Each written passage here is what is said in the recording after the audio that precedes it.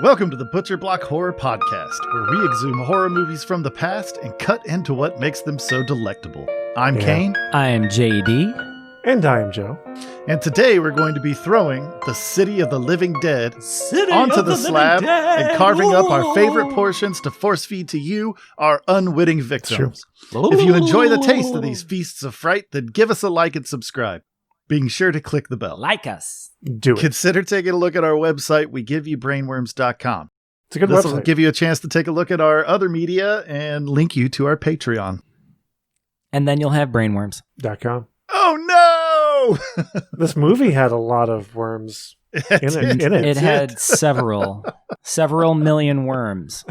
Yeah, I'm pretty sure that those were maggots. Those were not mealworms. It was a full shower, a full shower of Golden. just people being pelted by nefarious creatures It's true. of the insect variety. It's pretty gross. Yeah. Larvae.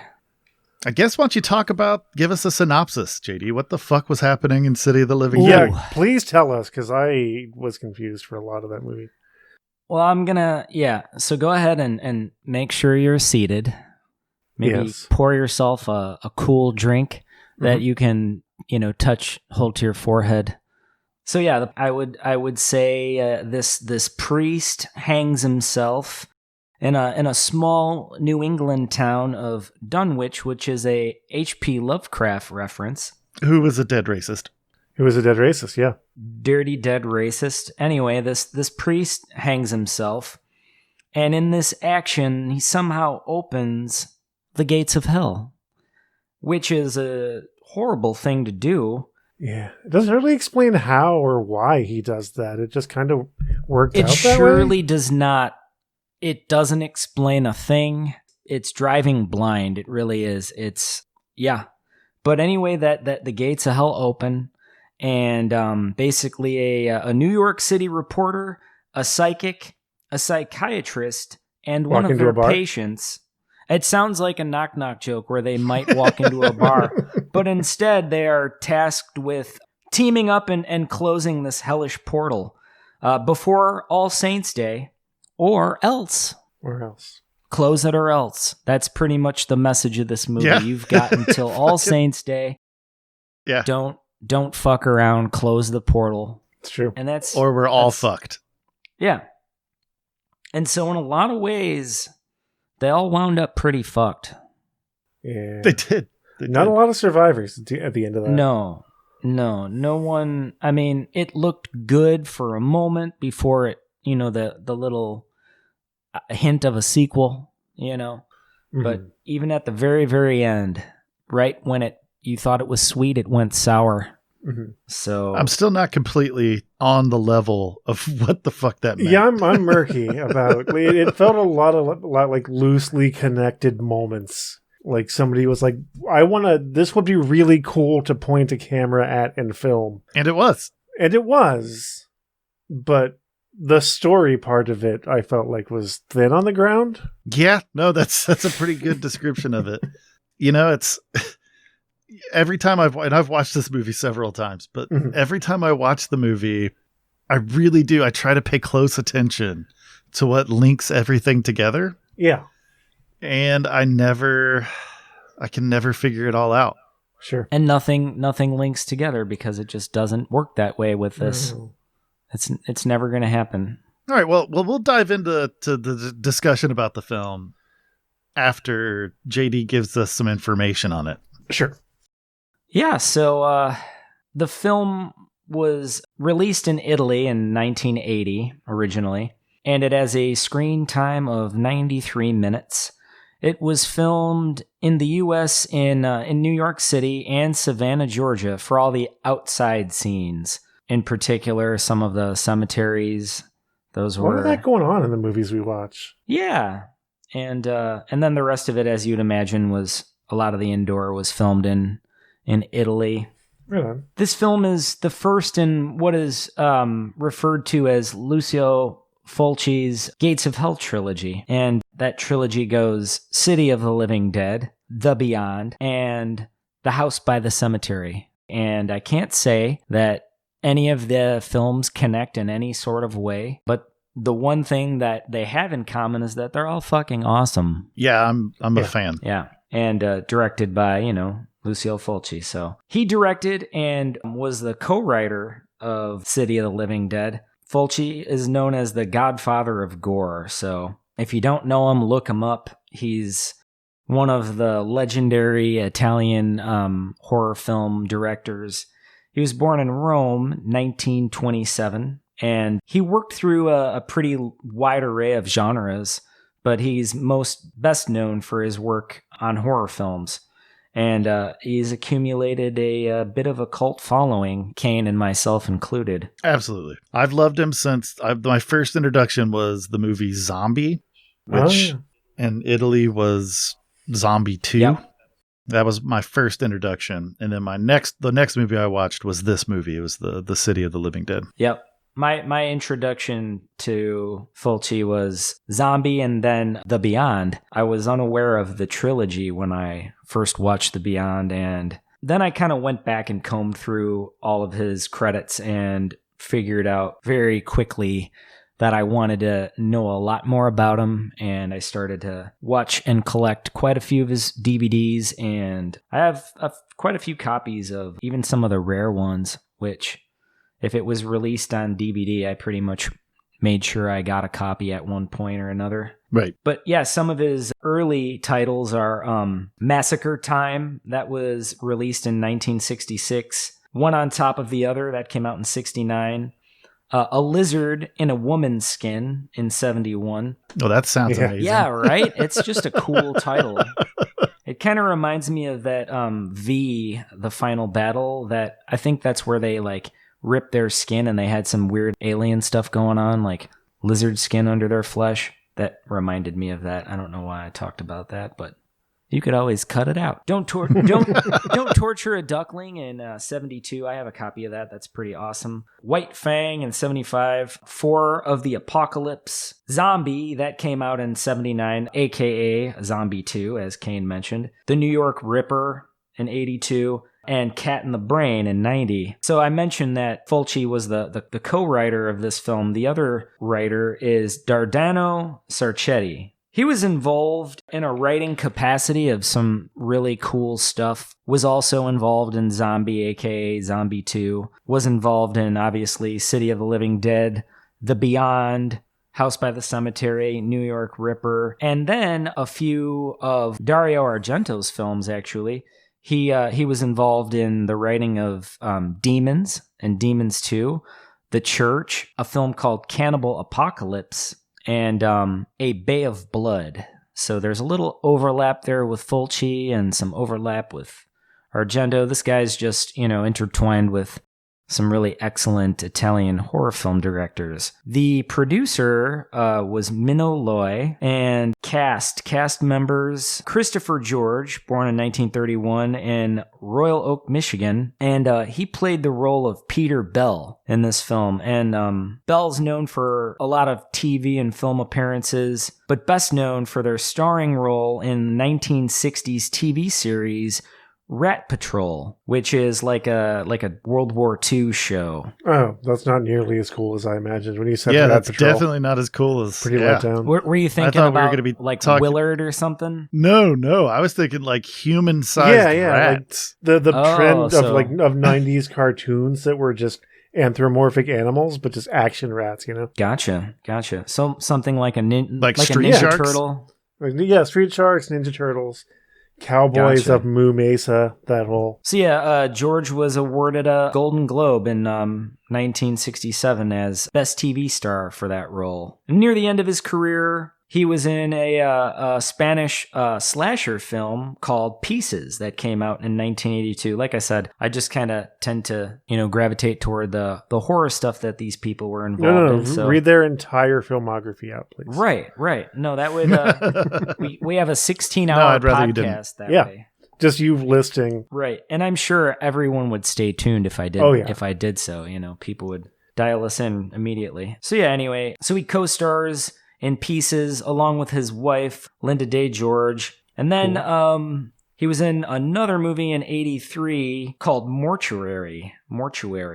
And that starred Bill Paxton. Nice. Yeah. Game over, man. This is a bug hunt. So the next actress I could name here that was in City of Living Dead is, I believe that is Katerina McCall. Mm-hmm. Interesting spelling of that first name. But anyway, she played the role of Mary Woodhouse, born in London, England in 1954. Yeah, she's best known for her work in Italian horror films. She was featured in all three of Fulci's The Gates of Hell trilogy films. Different characters. Right, of course. Different characters, but, she was in all of them.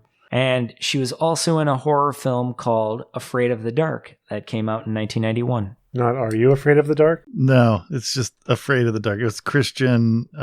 Slater? The fuck is his name? Christian Slater, yeah. Oh, he was in that? And Stephen Dorff. Okay. Fucking Stephen Dorff. Maybe. The Dorfmeister. That's Alone in the Dark. Are you fucking with me? Okay. He's fucking with all of us. Right? Everyone. So yeah, the next person I could talk about played the role of Jerry, and that was Carlo Di Meo, born in Rome, 1945. And son of famous Italian jazz composer Oscar Di Meo. Yeah, Di Meo had a breakout role in a film called Terrorima and played a character who was a male prostitute, and then played the character of Mr. Wheatley in House by the Cemetery. Yep. And then was in an Italian horror film in 1981 called The Other Hell. Interesting name. When one hell just isn't good enough. You approach the other hell. The Other Hell. That is where you go.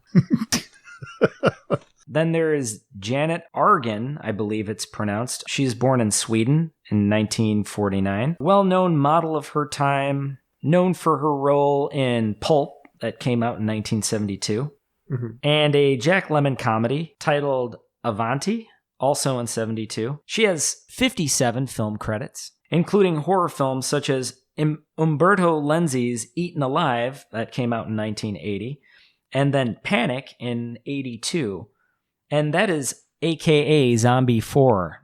So Zombie has a lot of sequels with subtitled, little extra titles in there, and it's very confusing about how many sequels are, but apparently there's a shit ton of zombie sequels.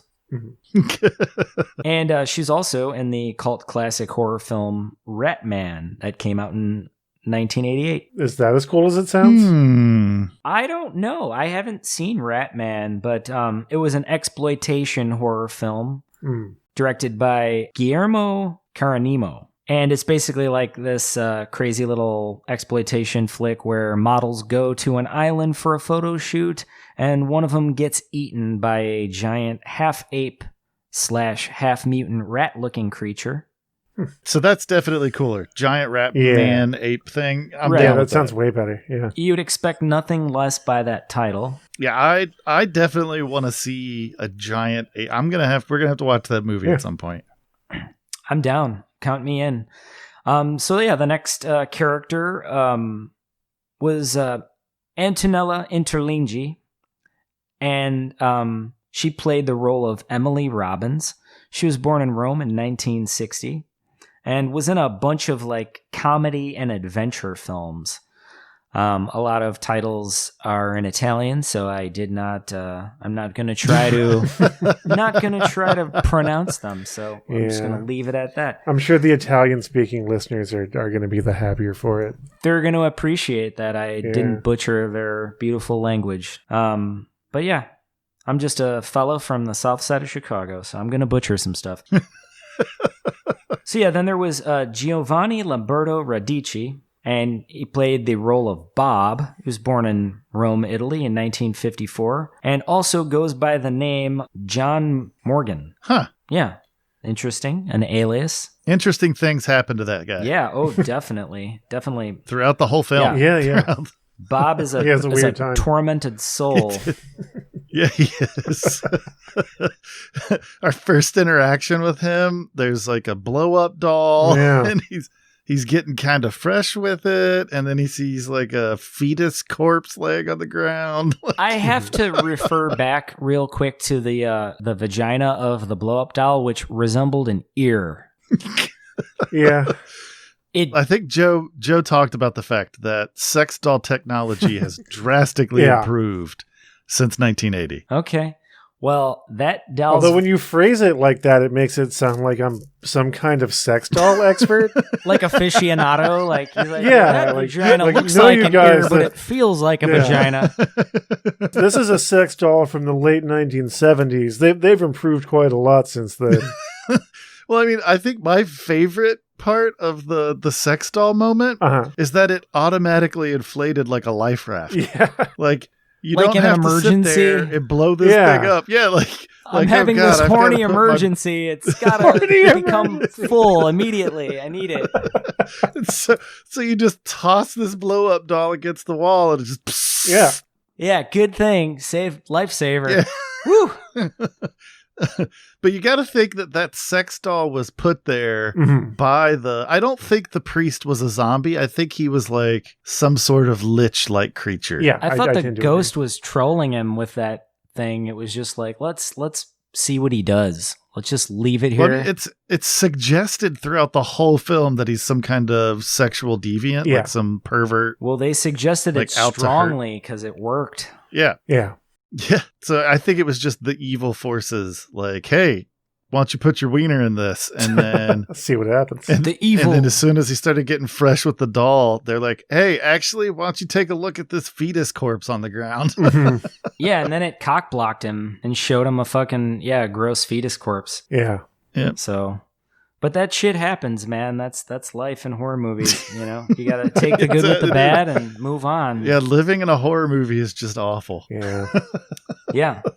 So we were talking about Giovanni Lamberto Radici played the character of Bob, and anyway, so they were known in their role in Cannibal Apocalypse, City of the Living Dead, The Church, and a film called Stage Fright. Okay. Later on in Radici's career, he was actually in Gangs of New York. Holy Huh. shit. No way. Yeah, as Mr. Was he like a random Mr. killer? Legree was their name. And then he was in The Omen in 2006. Cool. Yeah, and so then the next character was Fabrizio Giovine, and he played the role of Father William Thomas. So that was the Cretan ghost that tormented everyone throughout the zombie ghost. zombie ghost, right? But Yeah. the one in the priest costume, to be very clear. Mm-hmm. He was known for a film called The Psychic in 1977 and a film called Contraband that was not a horror film, but a film that Lucio Fulci directed. Like I'd mentioned earlier, Fulci wore many caps in the writing and directing department, but just was only really known for his horror. And rightfully so, though. I feel like his horror... I mean, I don't know too much of what he did outside of the genre, but I feel like, how do you top what he did in horror, you know? Mm. Right. So Giovine was also in a film that came out in 2005 that had to do with Pope John Paul II. Interesting. And people liked him. Did you just say evil liked him? Well, I mean, Freudian slip. I mean, evil did like him. Oh, but it surely did. It surely did. Yeah. So yeah, then the next character, Michael Sovi, and he played the role of Thomas Fisher, born in Milan, Italy in 1957. is it Michael or Mikhail? So yeah, So what did Mikhail or Mikhail. Michelle? would you your pronounce favorite. his last name Yeah. as Sovi? I don't speak Italian. Okay, yeah, nor do I. But anyway, that's what I'm just guessing. So anyway, he was best known as a filmmaker and a director. Me too. And he, made contributions in the film The Church, aka Demons 3. I didn't realize that was a sequel to Demons. That's an interesting thing. I didn't know. I always thought there were only 2 Demons movies. But apparently The Church was a part sequel to that. And then he was in the film that I mentioned earlier, Stage Fright, 1987. Cool. And also in a one of my favorites, Cemetery Man in 1994. Such a good movie. Yeah, right? I've never heard of Cemetery Man. Is it about an undead themed superhero? No. Sorta? Well, No. Sorta. I mean, sorta. He's a caretaker of a. Well, let's not get off track too we'll much. cover it in the future. We'll just leave it at that. We'll discuss it in the future. I'm intrigued by Cemetery Man, yeah.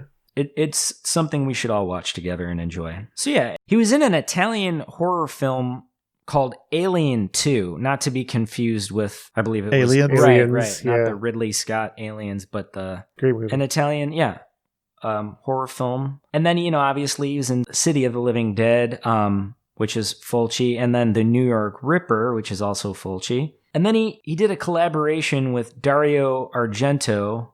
And he was also in Demons. That's a Dario Argento film. And then in The Black Cat, which is AKA Demon 6. Crazy. All these sequels, they're driving me mad. Yeah. And I bet none of them are connected. Completely unrelated, I suspect, yeah. Right. So then there was Valentino Valentini as Mr. Ross, born in Italy in 1930. He was known to have appeared in 140 films between the years of 1954 and 2018. Yeah, 140 films. How do they find the time? It's incredible. It's an incredible amount of work. That's a hell of a career, yeah. Yeah, he Fuck yeah, passed Jesus. away at age 88 in 2018. So he did his last movie in 2018? Yeah, the year he passed, he was 88 years old in the last film that he made. Holy shit, that's that dude bananas. was just always acting. Yeah. Valentino Valentini, yep. Hell of a career. Good for him. So he was in some sci-fi and horror films, such as The Humanoid in 1979, and then Beast in Space in 1980, and also... Sounds awesome. Yeah, that's a killer, awesome. a killer title. Also appeared in Cannibal Apocalypse in 1980, and he was uncredited, but played the role of Lieutenant Hill in that film. Then there's Luciano Rossi, and he played the role of a policeman in an apartment. If you guys remember the police officers visiting the apartment. The guy that was trying to pin them to the wall. Right. Like cops are known to do. Very convincing police officer. Yeah, he was making a good, putting up a good front. So anyway, he's in 67 films. So that's a pretty decent sized career. 67 films between the years of 1966 and 1987. And then there was Lucio Fulci. He made a little cameo appearance in his own movie as Dr. Joe Thompson. I like when directors do that. Yeah, Fulci showed up in quite a few of his own movies, and it's always a pleasant surprise when he did. Yeah. Yep. Then there is Michael Gaunt as the Gravedigger. He was born in New York in 1946, and he was best known as a pornographic actor during what was known to be the golden age of porn, when the penises all had sideburns and that. So did the vaginas. Yeah, they were fully. Yeah, everybody was just completely natural. Yeah, what were some of his film titles? Yeah, I'd really like to know the names of some of his films. Some of his credits. Yeah. There was a film called Barbara Broadcast that came out in 1977, and then Marciano Cherry in 1978. That's awesome. Yeah. So, did you watch any as research for this? I didn't, but maybe in hindsight, I'll go back and try to figure it out. But I don't really know if I want to. I'm really happy that you're willing to put in the work, man, to get every nugget and morsel. Well, if I can get him to do it into a microphone, I might try to arrange for our $10 and up patrons JD narrating one of his films, just telling me what he's seeing on the screen.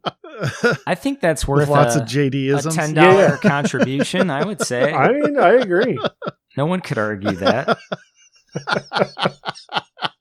I'll just get you the movie and press record, and then you just tell me what you're seeing and then as it's happening. See what flies out of my mouth. Yeah. Yep. So fair enough. I feel like that could be entertaining potentially. I mean, I think we should probably, Joe, you and I should also be recording, and we should be responding to the things he's like I don't want us seeing what he's seeing, though. No. I just want to hear him just describing what he's seeing. Right? That sounds good. Okay. That sounds good. Like a Ludovico machine. Well, I say we go for it.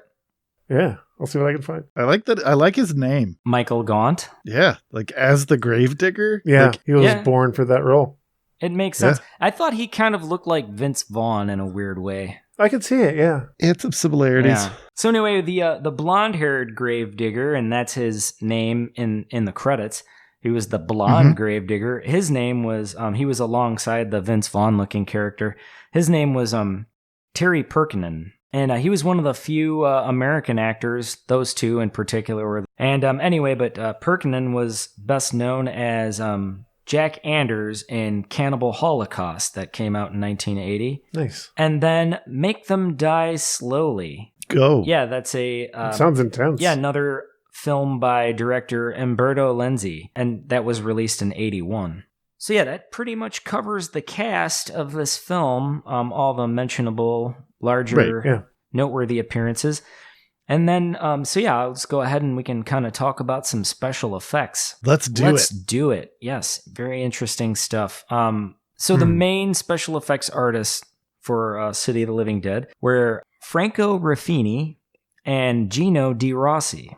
Yeah, Ruffini had 50 film credits, all in Italian. So again, I'm gonna go ahead and leave that alone.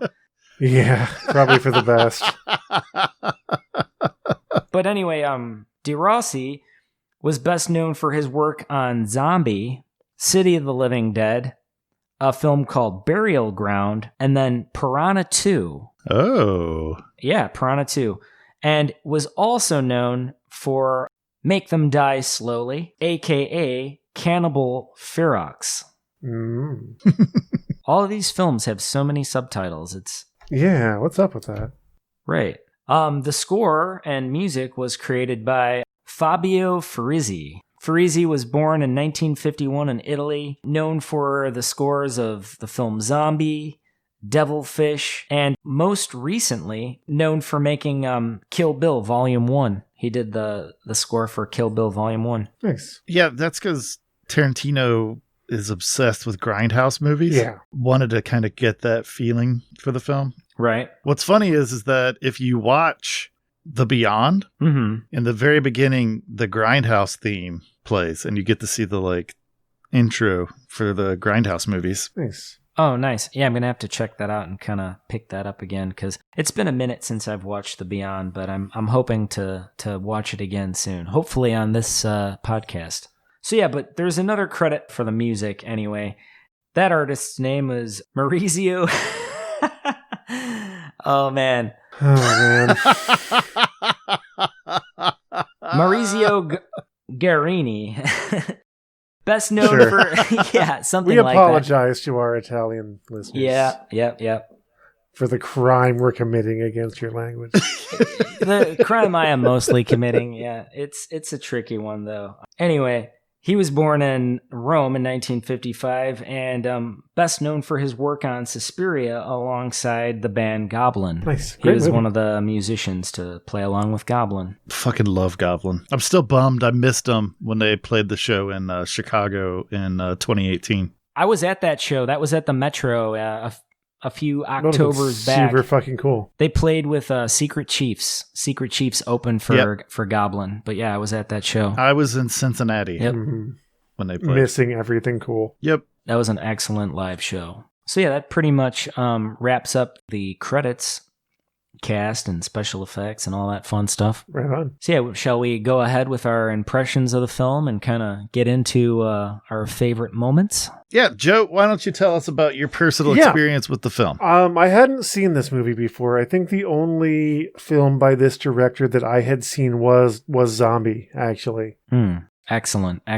So I loaded it up, and I'm watching it with you guys for this. And I'm seeing things happen on the screen, right?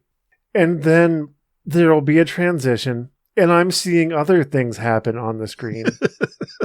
And I'm starting to wonder, am I zoning out? Am I missing key points? So I say to the two of you, basically that, is it my attention span? Or did these scenes not really go together? What's going on? I would say that it's, the amount of times I've watched this movie, I think I've been able to kind of create a continued narrative. Right. You do need to see it multiple times, and your brain, in doing so, will connect it as if you were reading a sentence missing words. Sure, that makes sense. but I have not seen this movie multiple times. So, like, I understand. So in that the case, events we that were apologize to happening. you. Oh yeah, in this scene, there's this guy in the bar and he's getting killed by the zombies, and they're voodoo ghost teleporting zombies. That's pretty cool. I don't think I've seen zombies that do that. And the mouth to hell that opened in the bar, remember that? Yeah, the hellmouth that opened in the bar wall, and the gore effects were mind-blowing, especially for 1980. Holy shit. Yep. But I don't know what the fuck most of the story was. Okay, well, I'm gonna run this down real quick. Yeah. All right. So, a coven that have been following the Book of Enoch, which foretells the future, right? Yeah. They use a medium, which is Mary, Mm-hmm. because they knew the time Yeah. that this bad thing was supposed to happen, right? They didn't know exactly where, Mhm. but they knew the time. Sure. So they linked up their powers together and they sent Mary to find the incident. Right. So she links up to it and she sees this priest who's obviously been tormented. He's like pale, Mhm. Obviously. dark circles under his eyes. Yeah. Like he's obviously been tormented, and he throws a rope over a branch and hangs himself. Uh-huh. And the dead start to rise immediately. Right. Yeah. She witnesses this event psychically, Uh-huh. and it shatters her mind and her body briefly. Mhm. All right. When she comes back, like the reporter guy just is happenstance. Like he happened to be in the wrong place at the right time. Right. Like Got roped in.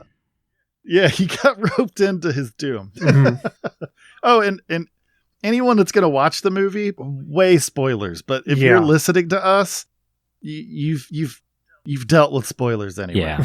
Maybe we'll start putting a tag at the beginning of the episodes that say, "Hey, if you're afraid of spoilers, you should fuck right off." But all right. So Yeah. so they get roped in to go because she knows where it's at now. Uh-huh. Like she's got been two revived she's got two turntables and a microphone. and a microphone. Right. So they go to the city, and Is that where it's at? during this time, while they're traveling to Dunwich, Uh-huh. right, Yeah. the priest has been killing and resurrecting people. He did in a hell of a some job. Fabulous fucking ways. Yeah. Fabulous Yeah, ways. yeah. Like, my favorite scene in the entire goddamn movie is when the teenagers are necking Mhm. in the van. Yep. And the priest literally makes this woman vomit her intestines and Mhm, stomach mhm. up. Yeah, that was. And then we see the zombie signature move, which is to grab the back of someone's skull and rip the back of their head off, exposing the gooey insides. And that was a very peculiar looking effect. I mean, it just looked like they got a handful of hair and then somehow that opened up the back of the skull to I guess it unleash didn't the look brains. like it to me. Like it looked to me like the zombie grabbed the back of their head and just squeezed their skull open. Mhm. That's what it looked like to me. Like, But, like peeling different an orange with interpretation. your thumbs. Yeah, like that's what they Yeah. just reached in, grabbed a chunk of skull and flesh and just ripped it and crushed it, See, to me, it almost. So Sorry, go ahead. No, go ahead. I was going to say that to me, it just looked like there was no skull. It was just your brain is protected by your hair. Right. I could see that. Yeah. Okay. Yeah. Yeah. But yeah, so while they're traveling to come close this gate Mhm. that's been opened by this priest, Uh-huh. he's killing people and fucking the town up, Right. all that stuff. Buildings are cracking. He seems to single out the pedophile pervert guy, Yeah. the sexual predator. He seems to single him out. Which I think is a move in horror movies where like you like in order to make the kill really satisfying, you're like, oh no, this person's kind of sus. That way Well, when that's just it. The kill Mhm. is dragged out. He doesn't get killed till like 3/4 of the way in. Oh yeah. He just keeps getting fucked with. Mhm. Like seeing horrible, awful things, Right. being tailed by horrible, awful things. Like he just gets tortured. But regardless, Yeah. the town's getting fucked up while they're on their way there. Uh-huh. Then it cuts to this psychiatrist, and he's kind of like you've got the mystic that's on her way to town. He's Mhm. like the skeptic that's there, and it's going to take him a minute to believe strange shit's going on. Right. Which, to his credit, unlike a lot of skeptics that even when shit is like right in front of them, Yeah. they're still like, yeah, but I don't think that's what happened. Like, he comes around pretty the fucking show quick. The X-Files fucking rode that wagon for multiple seasons. Right? After being abducted. Yeah. Yeah.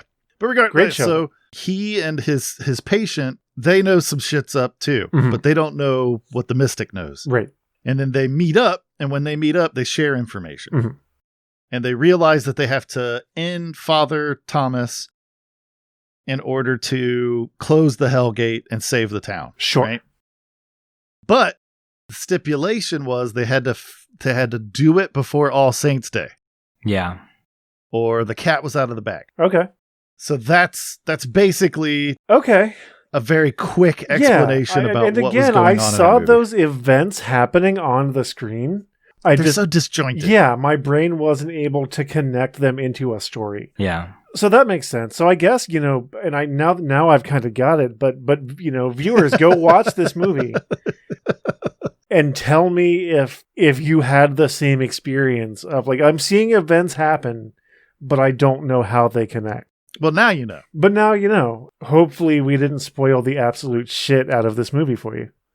Although honestly, I don't feel like your experience is going to suffer. If anything, it's going to be enhanced by kind of getting the cliff notes going in. Yeah. Now that you've had it kind of, was there anything in this disjointed film that stuck out to you that made you go, man, that's fucking cool, or something you want to throw into the ether? Like the gore effects, and a lot of it I think was done just by like filming something and playing it in reverse, that kind of thing. But the gore effects were super good. Again, especially for 1980. Right? The like vomiting up of organs and the impaling of the face were amazingly the done. drilling lathe? Yeah. Oh, And it's a very, very Fulci horror film feature to use live insects, which there were hella live insects in this movie. Yeah. Yes. I actually have a tidbit of information about that I'll get to once it's my turn. Yeah. But it's not. Right now, Joe, do you have anything else? No, that's it. All right, cool. JD, you have the floor, Oh, sir. absolutely. I'm going to do a little dance here with my descriptions. A little soft shoe. Yeah, exactly. So yeah, my interest in this is always the gore, which I found to be exceptional. And another thing that I always enjoy when I'm kind of doing research on films is when I find the network of cast members and producers or writers, and how they all sort of like appear in each other's work and almost form like this little community. And in this film, I thought it was kind of cool that I mentioned early on Dardano Sarcetti as the co-writer. I failed to mention that they were born in Italy in 1944 anyway. But he did some writing in one of Dario Argento's films called Cat o' Nine Tails in 1971, and I think that was one of his first his first film credits. But he was also known for working with Lamberto Bava, and if you're familiar with some of his stuff, that's pretty cool. Another kind of horror film director. I'm not. And Bava was known to collaborate with Dario Argento, and he collaborated with him on Demons and Demons 2. I just always appreciate when I see that little network happening in front of me and the community that forms to create these things. But yeah, the special effects in particular I found to be very delightful in a very gruesome, surreal, grotesque way. Some of the corpses in this film were fascinating. Oh, yeah. And the movement that they were able to create just through the use of live insects was, it's really, extra gruesome when it's like, okay, the stillness of a corpse, but it's still withering through the life of these organisms that are meant to decompose it. It's just like, there's something about seeing that, whether it's, roadkill or it's, just anything. It's always like kind of makes your stomach drop, but yeah, it's a very effective technique, to use in a horror film. And yeah, that's pretty much my impression of this one. It wasn't released in the United States until Anchor Bay put it out on DVD in the year 2000. Really? Yeah. So I thought that was another little interesting thing to touch down on. But yeah, this is definitely a film that I would encourage our listeners to check out. Mm-hmm. And I think it's actually helpful to have Kane sort of glue it together for anyone listening, because it really does need that. There's a bit of this disjointed vibe, but it also kind of goes along with a lot of the, the practical effects involved, and it goes along with the music. I mean, just, it's weird. It almost feels like you're watching a dream happen. It's like a bad dream. There's this nightmarish quality. And it almost is just so reminiscent of some of my own subconscious. I know I've had dreams that were as disjointed as this film. So it's in a sense, it's like it's troubling, but it doesn't offend. You know what I mean? Because it's so familiar in that respect. What's funny, when you said dream, I was reminded that I had a night where I got maybe like a total of 2 hours of sleep. I just kept waking up over and over again. Mm-hmm. And the last time I woke up, when I was just like, fuck it, I'm not doing this anymore. The last time I woke up, I came out of a dream. And in this dream, I was the Kane that is alive and well today, traveling city to city, hunting down victims of Freddy Krueger. Weird. Yeah. Oh, amazing. Yeah, dude, I was like hunting down these, like basically these high schools where I was just going, and I would be like at these lunch tables with these students and have them explain to me like their fight with Freddy Krueger and how they ultimately beat him. You were like interviewing them? You were interviewing? Yeah. Wow. I'm not sure why that my subconscious was like, you should go find Freddy Krueger. You're a journalist in your subconscious mind. That's incredible. Yeah. But yeah, so that Kane is a horror journalist. You just reminded me that. Yeah, that's awesome. Yeah. Well, I'm glad that you shared that, because now I'm worried about you. No, I'm just kidding. I'm not worried about you. You're great. That's just a weird ass. Yeah, I mean, you've known Kane long enough that that's not why you're worried about him, I feel. No. There's so many other reasons. No, I'm just kidding. Is it my desire to acquire Sandy Bullock as an older sister? No, that's perfectly normal and healthy. I get that. That's fine. Sure.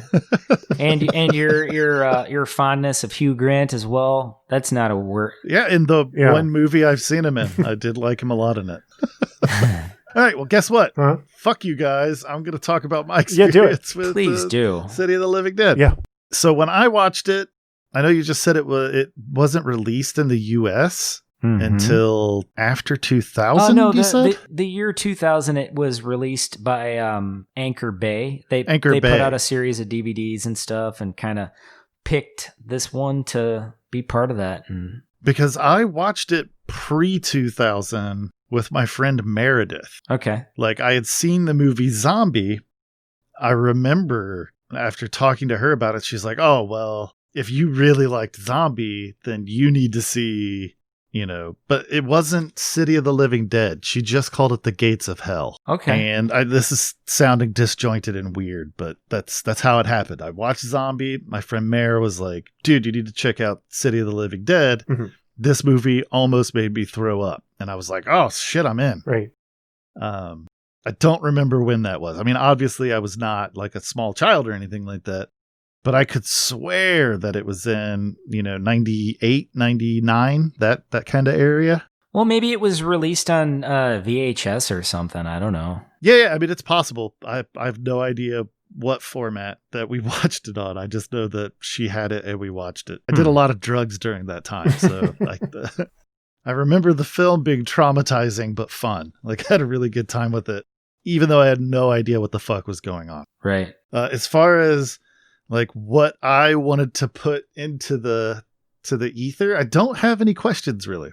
But the infamous scene of, maggots attacking the cast or the 4 cast members before they do their final battle with evil. Mhm. Right. That was actually 20 pounds, 22 pounds of maggots. Jesus. That Wow. Fulci had blown into the window using 2 wind machines.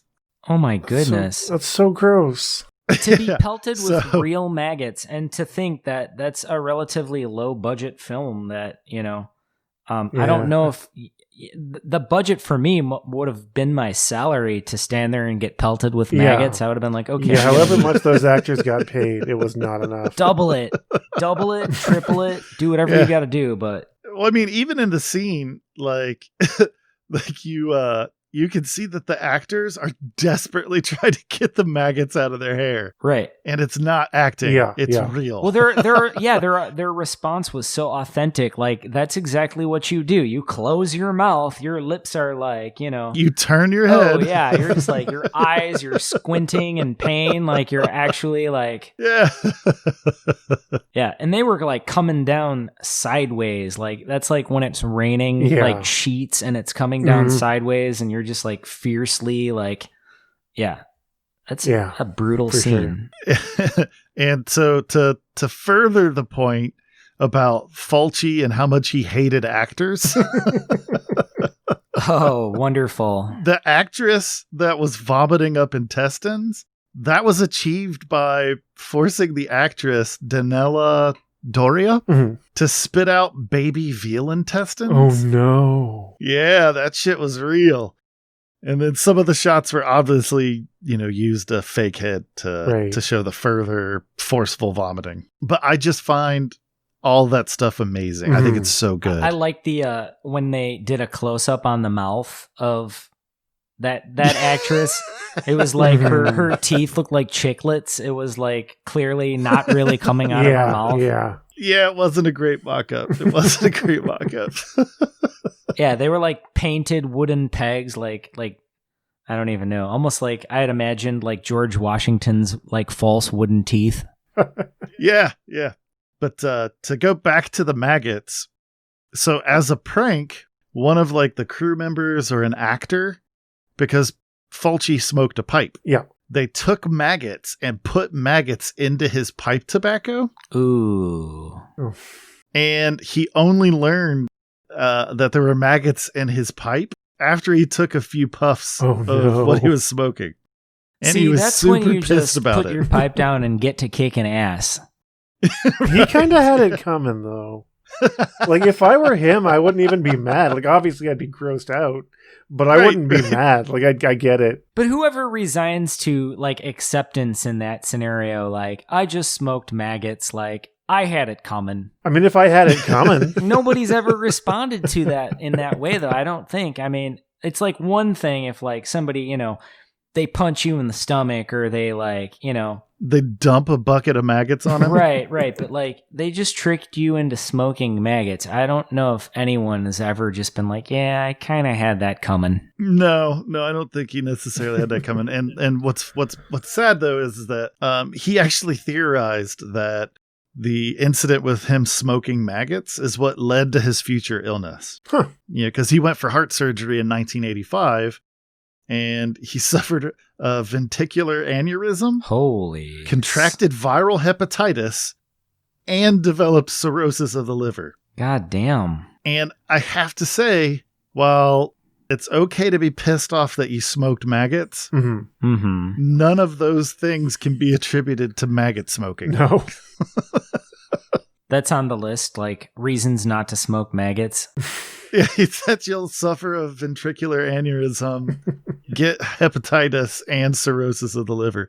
I'm pretty confident that there's a lot of different ways that those things could have happened. Like the fact that he was a heavy smoker. Yeah, that'll do Might it. have Well, every time I try contributed to the to aneurysm. convince kids not to smoke maggots, that's what I start off with. I'm never like, well, first of all, don't smoke maggots because they're maggots. I'm like, you don't want this like this ventricle aneurysm, Or viral hepatitis. viral hepatitis. This can happen Yeah. to you. But what you don't know is that maggot smoking produces an incredible dizzying high. And it's really hard to achieve that. Wait, did you say Without meth maggot or smoking. maggot? Maggots. Oh, okay, because it sounded like meth. No.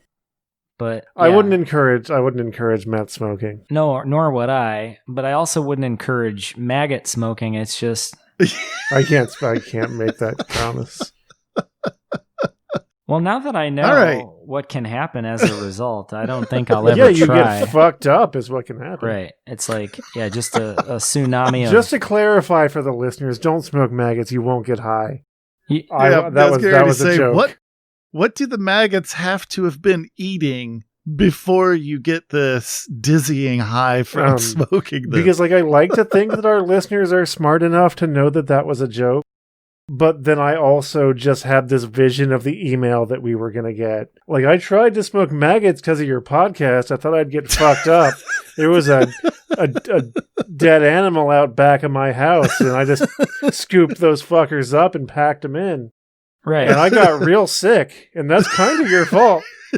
And don't smoke them. Maggots. Don't make tea with them. Don't make tea with them. Don't shoot them. Although if you eat them, they are a good source of protein. They're a good source of protein. Yeah, absolutely. But don't smoke them. Yeah, I would still even discourage our if you're in a survival listeners from life or eating death maggots, situation, I suppose. All I'm saying is if it's the choice between eating my kid or scraping a bunch of live maggots off of an animal carcass, sure, I'm going to eat the live maggots before turning my knife and fork on my child. We waited. Everyone else is fair game, though. We waited an hour and 5 minutes into this podcast before it got interesting. It only took us an hour to warm up, but here we go. We are red hot now. Now we're on this. Yeah, now we're on an adventure, and we're about to wind down. Oof. Yeah, speaking of too that, bad we gotta pull the plug. Probably that time. Yeah, always end strong. Keep them one more. Yeah, that's definitely the end. We've finished. My this. only friend. The end. Every week we call our shot and we home run and we just bat flip and walk off the field and it's drop the mic, walk away. All right, folks, you have listened to us again. Yep. That's awesome. Thanks. We're pretty thank happy about that. you for it. We hope our discussion of City of the Living Dead was entertaining and it was at least informative if it wasn't entertaining. Yeah, absolutely. And it turned into an after-school special about maggots. Public service announcement. I learned to smoke maggots from watching you do it, Dad. I hope I get angry emails in the Butcher Block email or the Brainworms Presents email. I hope we get angry. Link. Someone trying to stimulate their pineal gland through the use of maggot smoking. through maggot smoking. Man, I totally tried smoking maggots and I didn't get high. I just got real sick. Yeah. Yeah. But if you someone's gonna your pineal gland by smoke. No, we're gonna get up on another tangent. Stop. We're done now. All right. If you watch City of the Living Dead, let us know what you think. Yeah. You can find us on YouTube, Twitter, Instagram, Spotify.